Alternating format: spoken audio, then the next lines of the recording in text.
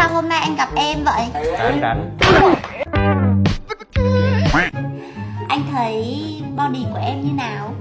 Body em kiểu body shaming. Điều gì quan trọng nhất với anh? Là em. Em á? Em quan trọng với anh vậy sao? Em mù. Em có thích yêu một người có ước mơ. Ước mơ gì vậy? Mơ. Mơ ù là cái gì? Mơ. Chia tay đi. Bạn anh bảo anh là bad boy. Ai đồn bậy bạ vậy? Con này này. Ủa, bà em ngon dữ. Nếu mà anh thương thầm em ấy thì nói ra đi nha. Ra đi nha, ra đi nha, ra đi nha, ra đi nha.